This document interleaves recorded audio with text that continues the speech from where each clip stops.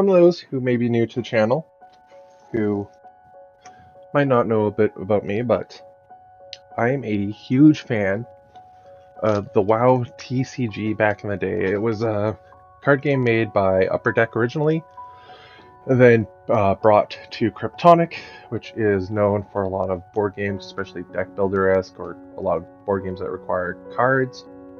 So these are kind of the sort of precursor of the big game.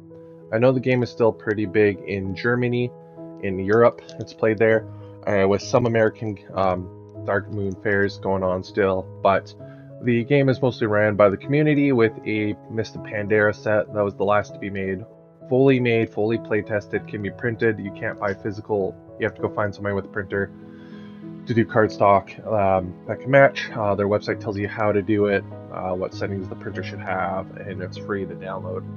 So with that today, I was luckily enough, thank you to whoever got me this, a gift from members of the Discord server that I am in. So thank you for your gifts / donation for this video.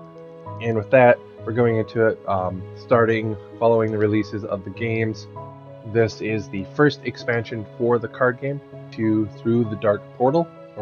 Through the Dark Portal was the next set, which we have we have three packs here. I do have a fourth one. I'm leaving it sealed. Thank you.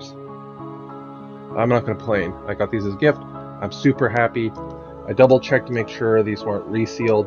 If they were really, really well done. So let's see what we get. So we're going to open these and we're going to go over it. This was a set released in the early 2000s, I think like 2005, 2006. So each of these, just like for those who may have played Magic, the sets had blocks, so themes. So 2 to 4 booster boxes would be around a certain set, along with 1 or 2 summer special sets or intro decks. People bought these where they would give you a cool thing for the online game, which was code cards. Cards that would have, when it first started, unlimited uses. So you'd have like foam swords, mounts, stuff like that. As Kryptonic took over, they gave you charges that would only last a few times, so it forced you to buy more and more. So if you guys are interested in this, and this seems interesting, think Commander, but more in depth.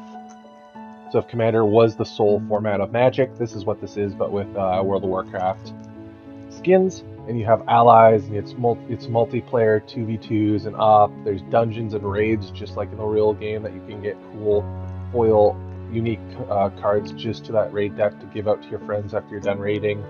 If you guys ever want to see how that's played, or want to see me do a raid with the guys, just let us know and we can set that up.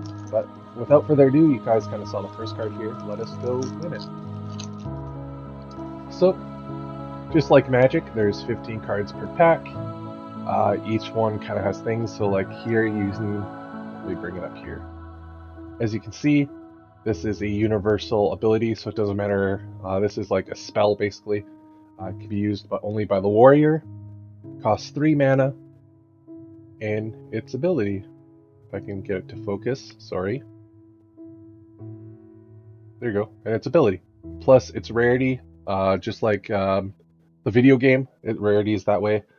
White being common, blue uncommon, so on and so forth. You get 1 rare / mythic per pack. Your 2 to 3 uncommons and then your commons. Codes can replace your rares, I believe, depending on, I think it switches between Kryptonic and Upper Deck. But anyways, I'm just happy to have the cards.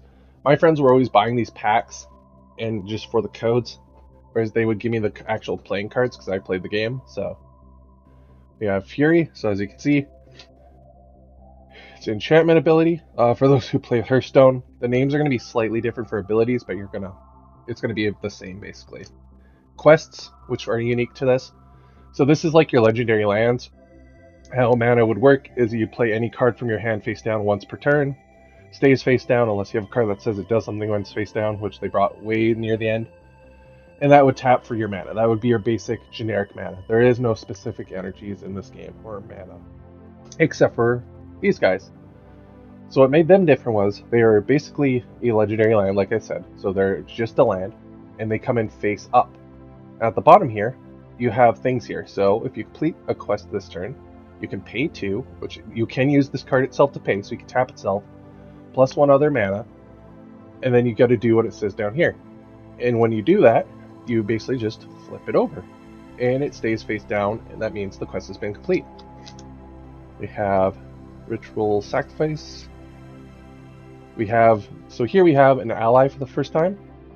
So mana cost, name, horde or alliance, because factions do matter, health, abilities that may have, keywords, and damage type. So this symbol means it's range. So when you do combat in the game, combat happens simultaneously. So both your allies swing at the same time, but because he has a range ability here, he gets to swing and he can't get hit back. It's like flying.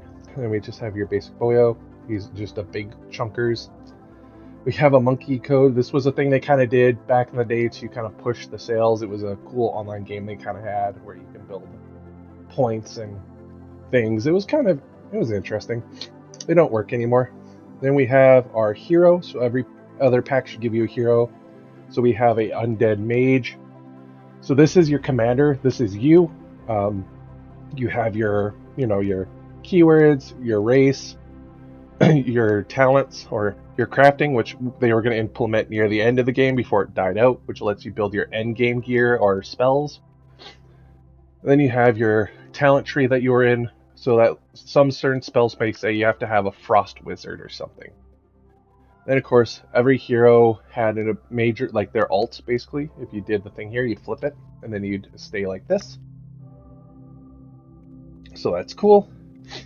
Here we have our rare High Priestess, so named character. Not bad actually, she's pretty decent if you're playing an elf deck. Then we have our uncommons.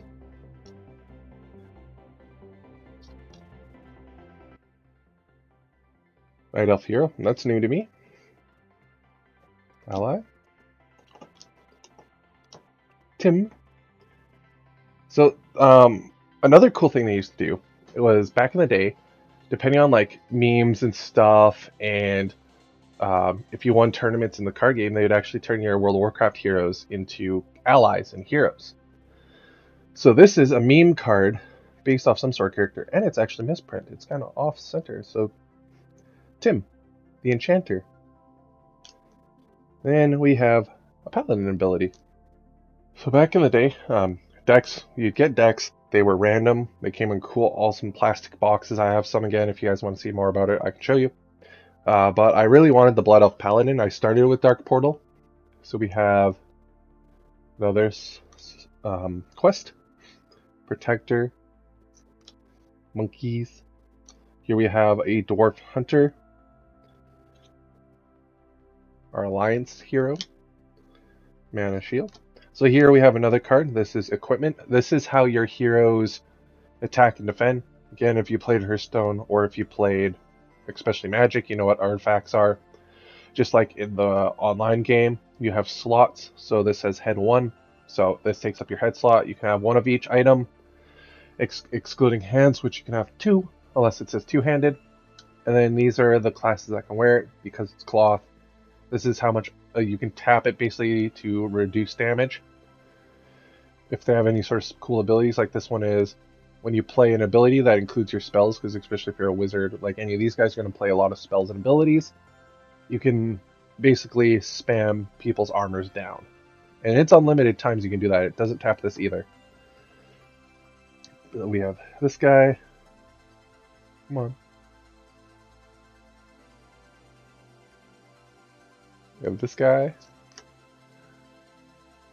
That. Hammer of Wrath.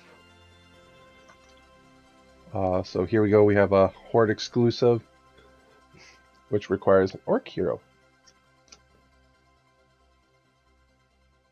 Loneshanks. And ability. So nothing insane so far, but I'm still happy. Which these work kind of like rats in Magic, so you can have unlimited, because it's unlimited, so you can have as many of these guys in your deck as you want. Again, just like Magic, you can have a minimum of minimum 60 cards. Maximum size is as long as you can shuffle without help. Most people play with 70 to 78 in this game. Back in the day when I at least played in the group I did. Fusion, Pirates Vision Ninjas. We have, cool, we have our first, at least my first, rogue hero, which is Night Elf, which I can play that one Night Elf ability with her. Ooh, there we go. We got Sylvanas in her early form. Oh boy, she's something I've been looking for because I have a Sylvanas deck. Diplomacy, Nature, Vesta, Mind Vision, or abilities. That and another. That was the unpacking of the Through the Dark Portal World of Warcraft cards here. So thank you very much for checking this out. Thank you for listening to me ramble about something I really love. This brought back a lot of memories. Again, thank you for whoever got this for me. It means so much. This was actually a really nice surprise. Favorite card game ever. If you guys ever want to try it, it is all those sets, I believe also including the fan-made set, is available on Tabletop Simulator for free. Highly recommend checking it out, even if, or, you know, if you played Hearthstone or something. It's a lot of fun. It's way more in depth. It's great multiplayer fun. And yeah, a lot of your World of Warcraft knowledge is going to play into it. So with that, guys, we will see you in the next video, hopefully here very soon. So bye-bye. Bye-bye now. Bye-bye.